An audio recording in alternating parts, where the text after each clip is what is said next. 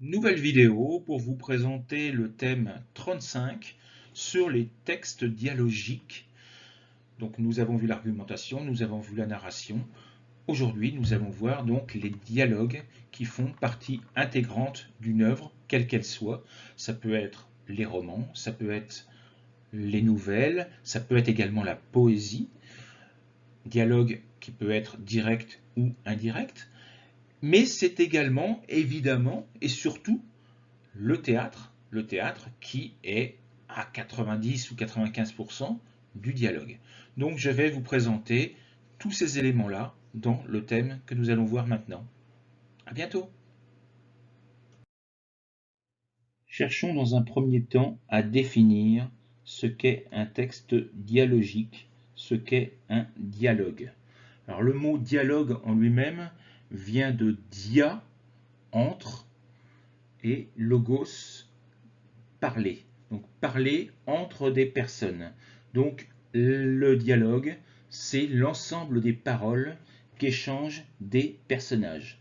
Alors en littérature, c'est extrêmement utilisé par les auteurs pour faire parler directement leurs personnages. Le dialogue, en fonction des documents, des œuvres que vous aurez à étudier, sera plus ou moins essentiel. Il est évident, par exemple, que dans le théâtre, le dialogue est essentiel et représente la quasi-totalité de ce que vous pouvez lire. Même s'il y a des didascalies, les dialogues font partie intégrante ou intégrale du document.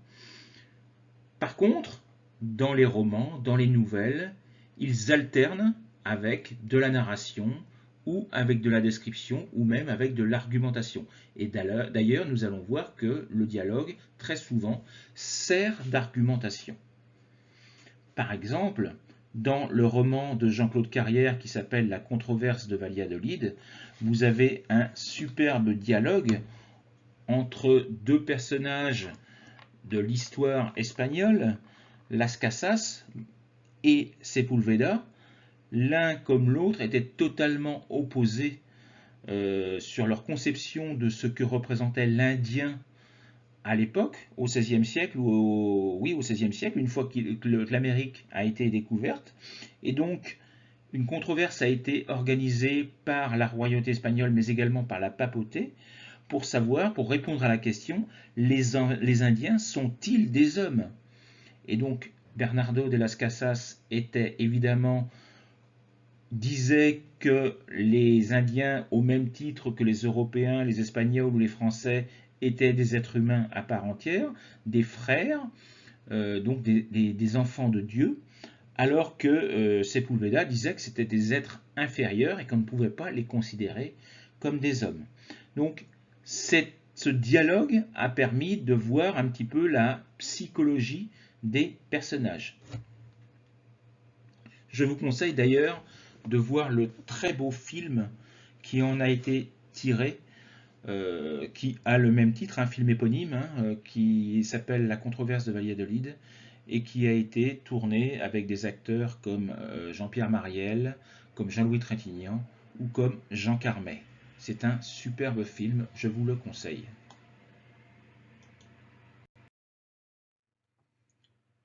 Il existe deux types de dialogues. Le dialogue comme composante d'un genre. Nous l'avons vu dans le théâtre, les dialogues sont essentiels, mais ils doivent également répondre à des conventions, notamment dans la scène d'exposition où les personnages vont présenter le sujet, présenter les lieux, présenter le temps, et nous allons apprendre grâce à eux ce qui est représenté devant nous. Ils doivent également, les dialogues, notamment dans les pièces de théâtre classiques, ils doivent tenir compte du caractère et du statut des personnages. Un personnage comme Don Juan ne va pas parler comme on va dire, un pêcheur ou un homme de la terre ou un homme du peuple.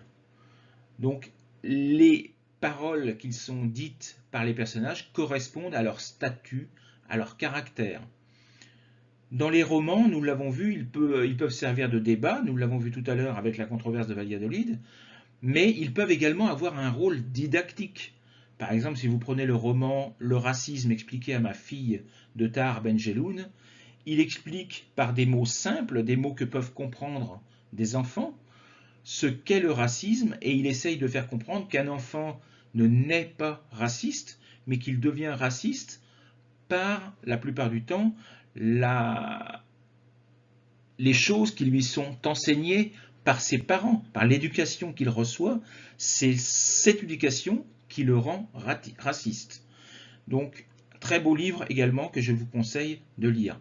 Dans les fables de La Fontaine, le dialogue peut également servir de base argumentative. Je vous renvoie par exemple aux fables de La Fontaine et aux morales finales, notamment dans par exemple Le Corbeau et le Renard, où le renard dit à la fin au corbeau, sachez que toute personne vit aux dépens de celui qui l'écoute. Ce n'est pas les paroles exactes, mais il dit attention, arrêtez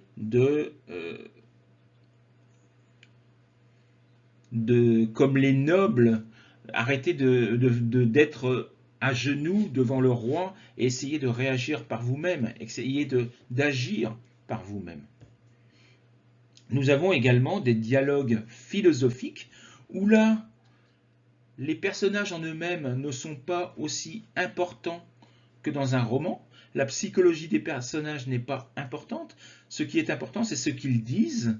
C'est un genre qui a été créé par Platon et cela permet, au fur et à mesure du roman ou au fur et à mesure des dialogues qui s'enchaînent, de se faire une propre opinion, sa propre opinion du sujet qui est traité. Nous le retrouvons par exemple dans les dialogues philosophiques de Voltaire, où deux personnages comme Destouches et Croutef discutent ensemble et chacun essayant de protéger ou de critiquer la justice française de l'époque.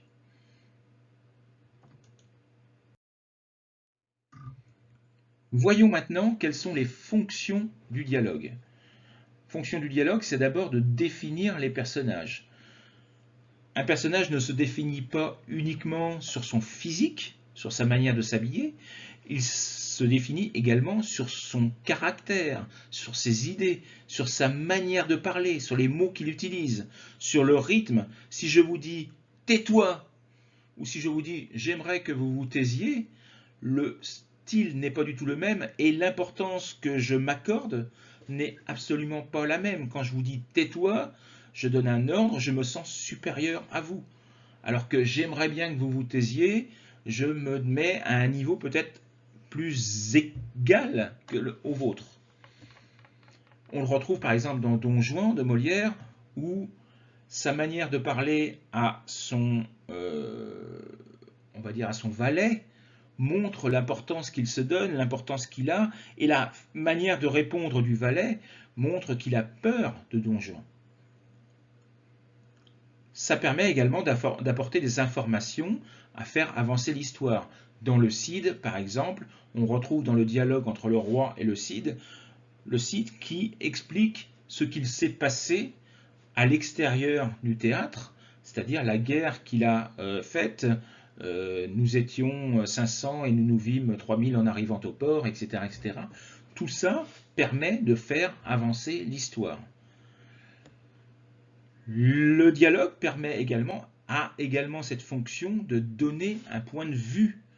Ce point de vue qui peut indirectement être celui de l'auteur, qui, à travers son personnage, donne sa propre opinion sur un sujet, sur une argumentation. Par exemple, dans Candide et Pangloss, les dialogues entre Candide et son professeur pourraient être les dialogues indirects entre Voltaire lui-même et Leibniz, qui avaient tous deux une idée totalement opposée de ce qu'est la vie.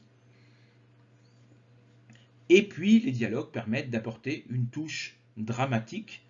Les paroles peuvent apporter des bonnes ou des mauvaises nouvelles.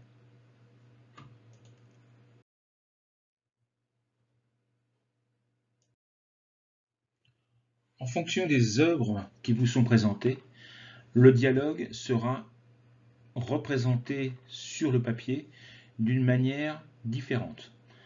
Tout d'abord, dans une pièce de théâtre, les paroles vont être systématiquement précédées d'un tiret plus du nom de l'interlocuteur, suivi de 2 points, et là, vous avez les paroles de la personne. Le récit, comme je vous l'ai dit, est presque banni, sauf si l'on compte les didascalies qui sont fournies par l'auteur et qui expliquent quels doivent être les décors, quels sont les caractères des personnages, etc., etc., le temps, le lieu, etc. Les verbes introducteurs et les guillemets sont supprimés. C'est-à-dire que vous n'allez pas dire « Elvire a dit 2 points, ouvrez les guillemets ». Non, c'est tiret, Elvire, et vous avez les paroles directes de la personne. Dans un récit, au contraire, vous avez plusieurs solutions possibles. Les phrases peuvent être mises entre guillemets, mises à la ligne et précédées d'un guillemet. Elles peuvent également être rapportées au discours indirect. Pour en savoir plus sur la manière de mettre un discours direct au discours indirect, je vous renvoie au thème qui correspond à ce point-là, mais également aux exercices qui vous sont proposés dans la partie grammaire. Il y a également de grandes différences entre les registres des dialogues et de la narration. Évidemment, le narrateur parlera sur un mode très formel, alors que le dialogue peut être totalement informel. Et puis vous avez également des dialogues qui sont insérés dans un récit, et là on utilisera régulièrement des verbes introducteurs qui permettent d'intégrer le dialogue dans le récit. Des verbes comme affirmer, questionner, répliquer, interroger, prier, protester, s'écrier, chuchoter, grogner, etc., etc. Vous avez tous ces verbes-là dans le thème sous format PDF.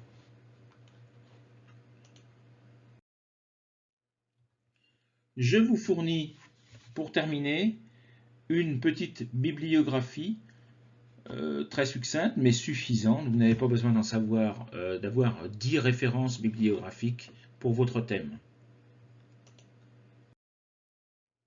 Et enfin, les vidéos qui sont associées à ce thème, parce qu'elles permettent d'enrichir un petit peu les connaissances que vous avez acquises dans ce thème, c'est bien entendu les discours indirects et directs, une explication sur les pièces de théâtre, et je vous proposerai prochainement d'autres vidéos sur la construction du dialogue.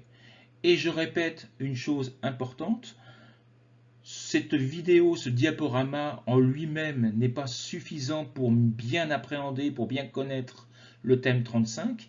Il faut bien entendu que vous lisiez de manière attentive le document PDF que je vous ai fourni. À bientôt, au revoir.